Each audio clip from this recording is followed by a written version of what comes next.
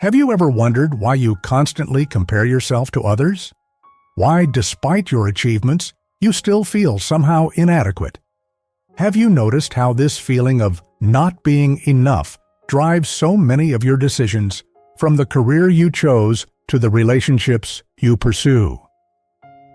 Alfred Adler, one of the most influential psychologists of the 20th century, developed a revolutionary theory that explains this universal human experience. A theory so profound that it transforms how we understand ourselves and others. According to Adler, this feeling of inadequacy isn't just a personal failing. It's the fundamental driving force behind everything we do. In this video, we'll explore Adler's groundbreaking concept of the inferiority complex and how it shapes your entire life, often without you realizing it. We'll uncover the hidden power of these feelings, why they emerged, and, most importantly, how understanding them can transform your life in ways you never thought possible. Imagine a small child looking up at the world around them. Everything and everyone is bigger, stronger, more capable. This child, which was once you, experiences what Adler called the most fundamental human condition: inferiority. Unlike many of his contemporaries who believed our behaviors were primarily driven by sexual and aggressive instincts, Adler proposed something far more universal: that the driving force behind human behavior is our struggle to overcome feelings of inferiority. This isn't a weakness or a disorder. It's the natural starting point for every human being. We all begin life completely dependent on others, lacking the skills and abilities we need to survive. This original experience of helplessness creates what Adler called primary inferiority, the seeds from which our entire personality grows. As you developed, this feeling transformed. You began comparing yourself to siblings, friends, classmates. You noticed where you fell short. Perhaps you weren't as athletic, as smart, as popular, or as attractive as others. These comparisons created secondary inferiority, more specific, conscious feelings of inadequacy in particular areas of life. But here's where Adler's genius truly emerges. He recognized that these feelings, rather than being purely negative, are the engine of all human achievement and growth. In response to feelings of inferiority, every person develops what Adler called a striving for superiority, not superiority over others, but the drive to overcome limitations, to become more complete, more capable, more whole. Think about it. Why did you learn to walk, to speak, to read? Why did you pursue education, relationships, career advancement? At the root of all these efforts is the fundamental drive to overcome inadequacy, to move from a position of minus to a position of plus. This isn't about dominating others or achieving status, though some people mistakenly pursue those aims. It's about self-improvement, self-mastery, and self-completion. It's the energy behind all human achievement, creativity, and growth. But this striving takes different forms in different people, based on a crucial concept Adler developed: the fictional final goal. According to Adler, by around age 6, every child develops an unconscious life goal, a vision of what success or superiority would mean for them personally. This goal isn't realistic or even fully conscious. It's a fiction, an imagined ideal that gives direction to all their strivings. For one person, the goal might be, I must be the smartest person in the room. For another, I must be loved by everyone. For yet another, I must never show weakness. These goals aren't chosen rationally. They emerge from our early experiences, interpretations, and the unique way we responded to our feelings of inferiority. This fictional final goal becomes the organizing principle of your entire personality. It determines what you pay attention to, what you value, how you interpret events, and how you respond to challenges. It shapes your perception, your emotions, and your behavior, all in service of moving you toward this imagined ideal.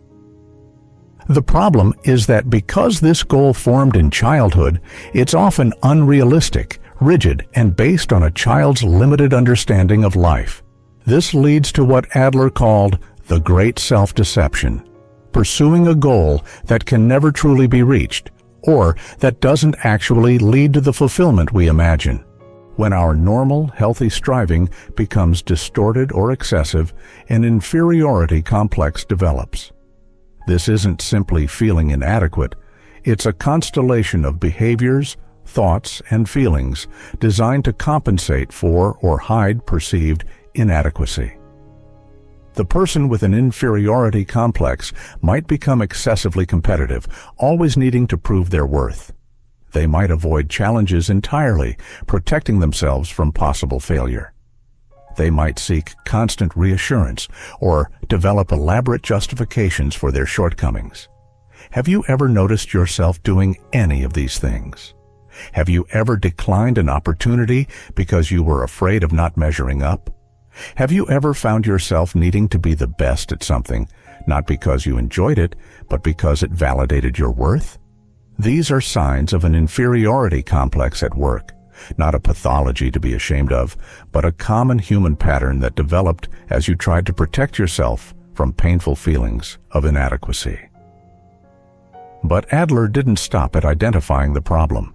He offered a path forward, a way to transform our relationship with these feelings of inferiority and channel them toward genuine growth and contribution. The path forward, according to Adler, begins with accepting our limitations, what he called the courage to be imperfect. This doesn't mean giving up on improvement. It means recognizing that imperfection is the human condition, not a personal failing. When you embrace your imperfections, something remarkable happens. The energy you once spent hiding, compensating, or agonizing over your inadequacies becomes available for genuine growth and contribution. This acceptance isn't resignation, it's liberation. It frees you from the tyranny of impossible standards and allows you to engage with life as you are, not as you think you should be. But Adler went even further. He proposed that the healthiest response to feelings of inferiority isn't just self-improvement. It's developing what he called Gemeinschaftsgefühl, or social interest, a deep sense of connection to and concern for the community of human beings. This isn't mere altruism. Adler recognized that humans are fundamentally social creatures. Our sense of value and meaning is inextricably linked to our contribution to others. When we direct our striving toward social contribution rather than personal superiority, we find the most profound and lasting solution to feelings of inadequacy.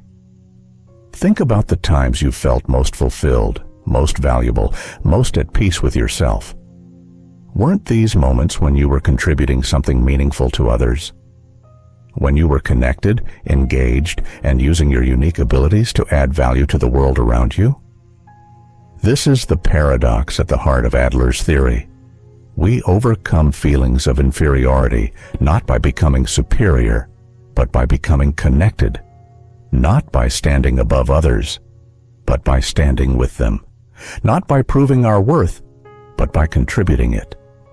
Adler believed that a healthy, balanced life requires successfully addressing 4 fundamental life tasks. 1. Work and contribution, using your abilities to add value to the world. 2. Connection and friendship, developing meaningful relationships with others. 3. Love and intimacy, creating close bonds based on mutual respect and care. 4. Self-acceptance and spiritual growth, developing a relationship with yourself and the larger questions of existence. Each of these tasks presents challenges that can trigger feelings of inferiority. Yet each also offers opportunities to develop greater courage, connection, and contribution. When you approach these tasks with social interest, with genuine concern for others, and a desire to contribute, the power of inferiority feelings transforms. They become not a burden to overcome, but a source of motivation for meaningful engagement with life. Throughout your development, you've created what Adler called a lifestyle, not fashion or consumer preferences, but your characteristic way of moving through the world. This includes your perceptions, your beliefs, your emotional responses, and your typical behaviors. Your lifestyle developed as your unique response to feelings of inferiority. It includes the fictional final goal we discussed earlier, but also the strategies you've developed to pursue that goal. Some people develop a lifestyle of constant achievement, always pushing themselves to do more, be more, accomplish more. Others develop a lifestyle of avoidance, protecting themselves from potential failure by limiting their engagement. Still others develop a lifestyle of dependence, seeking reassurance and support from others rather than developing their own capabilities. None of these patterns is inherently wrong, but each can become limiting if it's rigid, extreme, or disconnected from social interest. The healthy lifestyle is flexible, balanced, and oriented toward both personal growth and social contribution. The beauty of Adler's approach is that it offers hope for change at any stage of life. Unlike theories that root our patterns in unchangeable past events or biological drives, Adler emphasized that we are not determined by our experiences. We are determined by the meaning we give to those experiences. And meaning can be reinterpreted. The story you've been telling yourself about your inadequacies, your worth, your place in the world, it can be rewritten, not through ignoring the past, but through understanding it differently. This is why Adler focused not on exploring the depths of the past, but on creating a new vision for the future. He believed that by setting goals oriented toward social contribution, by developing the courage to face life's challenges directly, and by fostering genuine connection with others, we can transform our relationship with our feelings of inferiority. As we conclude this exploration of Adler's revolutionary ideas, a question remains for each of us. How will you use your feelings of inferiority? Will you continue to hide them, to compensate for them, to let them limit your engagement with life? Or will you recognize them as the common human condition, the starting point for growth, connection, and contribution? Will you pursue a fictional ideal of perfection, constantly comparing yourself to others and finding yourself wanting? Or will you embrace the courage to be imperfect, directing your energies toward meaningful contribution rather than flawless performance? Will you remain trapped in isolation, using achievement or avoidance to protect yourself from vulnerability? Or will you develop social interest, genuine concern for and connection with the community of human beings? These aren't just philosophical questions. They're practical choices that shape the quality and meaning of your life.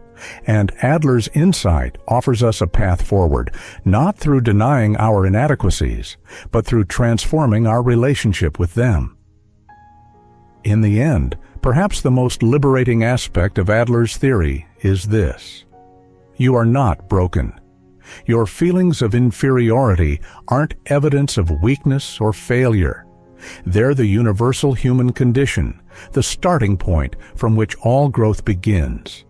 And by understanding these feelings, by accepting them as part of your humanity rather than evidence against it, you open the door to their transformation, from burden to catalyst, from limitation to possibility, from isolation to connection. Thank you for joining me on this exploration of Adler's powerful insights. If this video resonated with you, I'd love to hear your thoughts in the comments. And don't forget to subscribe to our channel for more deep, thought-provoking content about psychology, relationships, and the inner world.